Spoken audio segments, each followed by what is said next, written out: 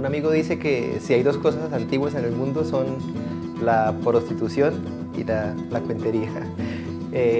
Son quizá artes supremamente antiguos, porque la cuentería podemos entenderla como esta manifestación de los pueblos expresada a través de la oralidad que permitía en esas épocas explicar toda la fenomenología, todo lo que componía el cotidiano de las personas, ¿no? Eso pues era narrado por personas en la comunidad que se dedicaban a explicar a través de las historias todo lo que significaba la existencia o las cosechas o todo lo que tiene que ver con la vida diaria. Entonces de ahí nace la noción que nosotros tenemos de la cuentería, ¿no?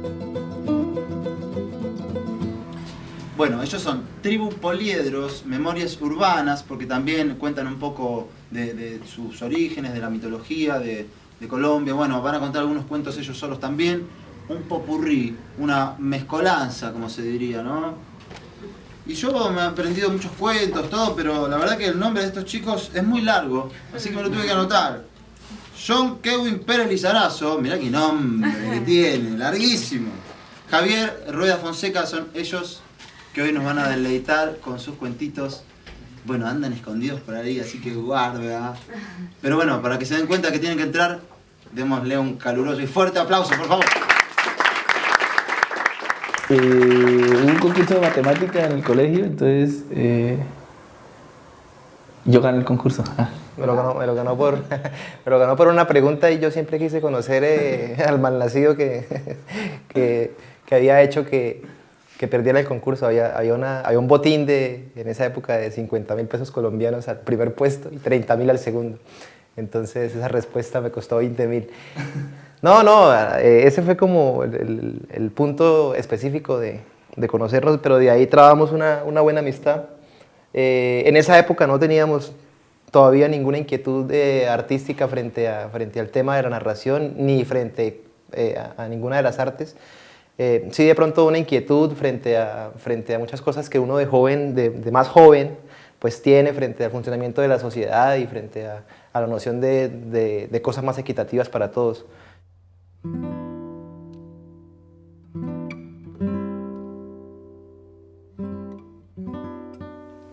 Bueno, en la universidad pública se viven ambientes muy interesantes para diversidad de manifestaciones artísticas que se dan. Entonces ahí es donde juega esto que me conocí con Jairo, un compañero también de ingeniería, y comenzamos a leer un mural que había en la universidad, que es justamente el texto de Eduardo Galeano de Los Nadies. Ahí estaba pintado en un mural y lo empezamos a leer a dos voces y nos pareció que funcionaba.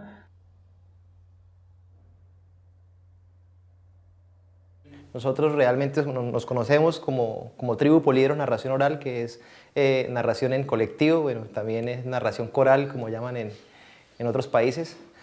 Y pues yo tenía un proceso aparte, porque yo dejé en esa época la universidad, me fui a estudiar a otro lugar, y allá yo estaba contando mis historias por aparte, de manera individual.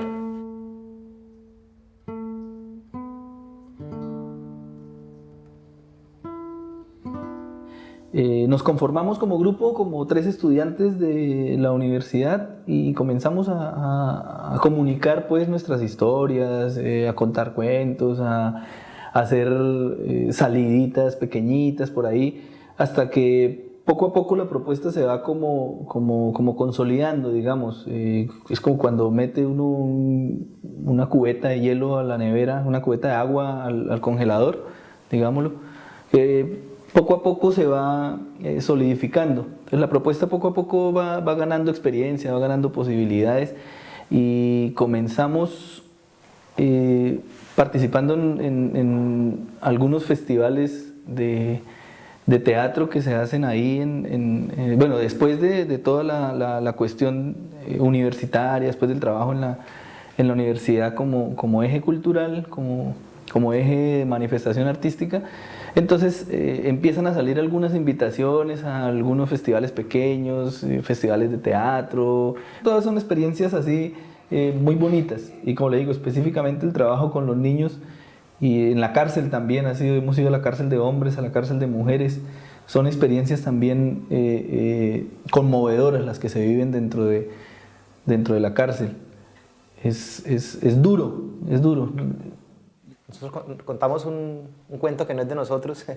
La mayoría de cosas que nosotros contamos no son de nosotros, son sacadas de la literatura, y es una historia de 6 cuentos de terror. Cuento de terror número 1. Iba caminando por la calle solo y me encontré a mi novia. Cuento de terror número 2. Iba caminando por la calle, tomado de la mano de mi novia, y me encontré a mi suegra. Cuento de terror número 3. Iba caminando por la calle, tomado de la mano de mi novia, y me encontré a mi exnovia. Cuento de terror número 4.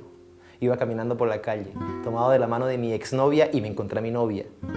Cuento de terror número 5. Iba caminando por la calle, tomado de la mano de mi exnovia, y me encontré al novio de mi exnovia. Cuento de terror número 6.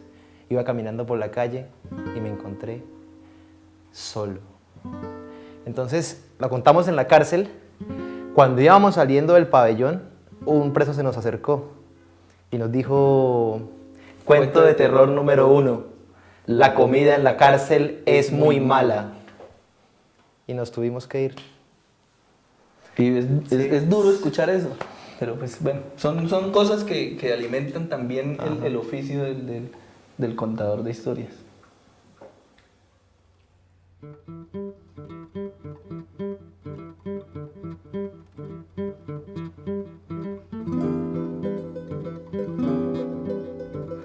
Yo creo que la cuentería es un oficio que me permite socializar, es decir, no necesariamente la persona que está contando las historias es la persona que cotidianamente vive, sino que existe una transformación cuando uno se sube a un escenario, porque los cuentos empiezan a habitarlo a uno y empiezan a dejarse contar o no dejarse contar, ¿no? Entonces eso no es algo que sea tan de poca importancia, es una cosa bien trascendental.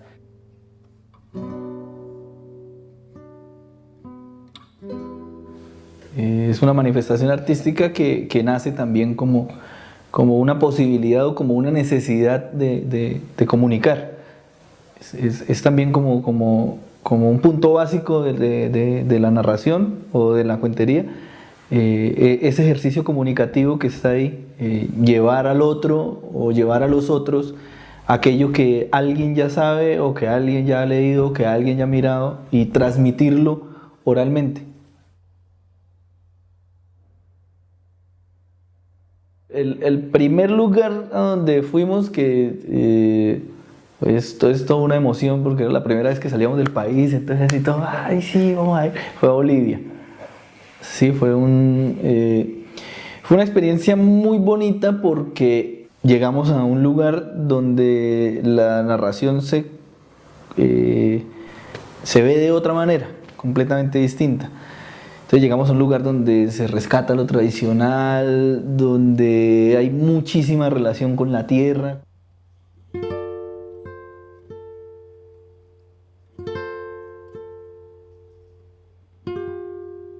Ya después tuvimos la oportunidad de estar en Cuba en un proyecto de intercambio cultural que se llamó Estación de los Vientos. Eso fue en 2012. Fue una experiencia muy bonita porque definitivamente políticamente lo que uno ve en Cuba dista de lo que ocurre pues, en los demás países latinoamericanos, ¿no? La resistencia de la gente, las personas que están ahí y que decidieron creer en el modelo, son personas que de verdad le transmiten a uno toda esa fortaleza y toda esa energía. Hay una cosa muy valiosa de los recorridos por diferentes lugares, y es que en cada lugar van quedando amigos, van quedando personas que gustan del trabajo de uno y que uno gusta del trabajo de ellos. Entonces en Bolivia conocimos personas maravillosas, tanto la organización del evento como los narradores y narradoras que fueron invitadas allá. peruanos, peruanas, argentinos, argentinas, bolivianos, chilenos, chilenas, y que alrededor de esas invitaciones van quedando como esas amistades, como esas conexiones. Entonces eso también es una cosa bonita, que es como una especie de red de trabajo, como una cosa que me parece muy interesante de estos intercambios culturales que quedan en los diferentes lugares en los que hemos estado. Teniendo en cuenta la posible presencia en este recinto de las palabras, en esta carpintería del conocimiento y del saber, la Real Academia de la Lengua y la Sinvergüencería, en alianza con la Escuela de Medicina, se permite definir la palabra anatomía.